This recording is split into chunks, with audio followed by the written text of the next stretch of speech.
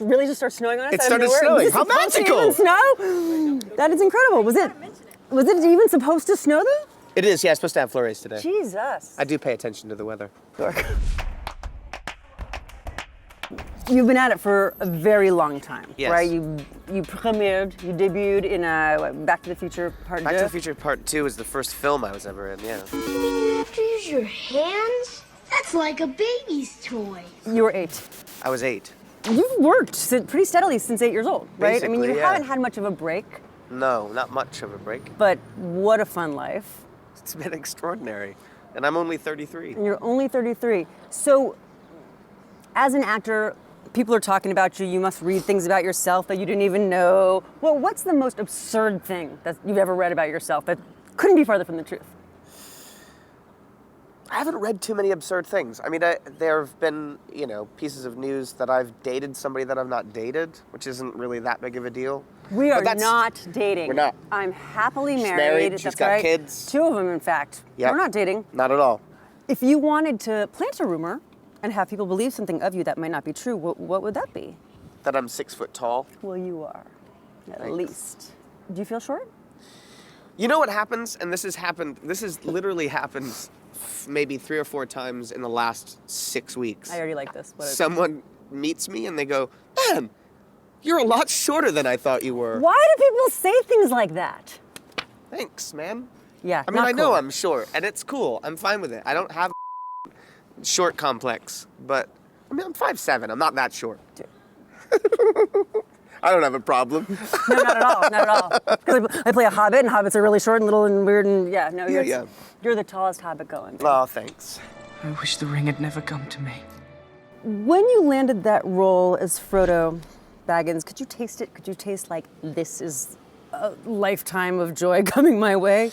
It was the most thrilling opportunity I'd ever had, It was, for me, I was a big fan of Peter Jackson prior to Lord of the Rings.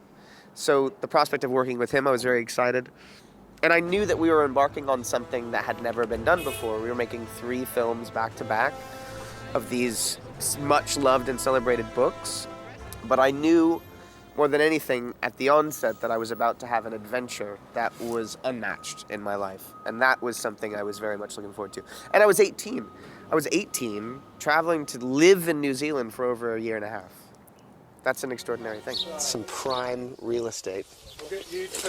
I'll get Kate and Hobbits. What is your number one favorite thing about getting to live in a bunch of different cities because of your job? Oh, wow. Well, that's actually the very thing.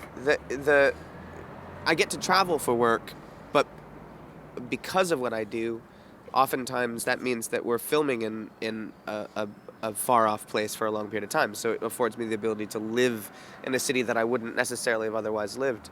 And that's fantastic. For this movie Grand Piano that's coming out in a week, I lived in Barcelona for, 3 months.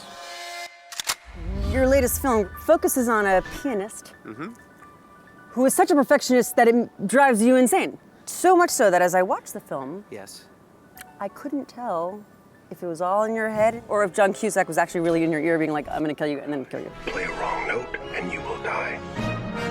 That's kind of great that you actually observed that. I think it was that parallel, or the fact that you could read the movie as being metaphorical, was something that we were aware of the whole time, and it's wonderful that you picked up on that. So did he exist or not exist? He existed. I think the events of the film are actually happening, but they also mirror the character's own personal struggle, because it is about the character's own internal fears, his lack of self-control, and taking control over his own life.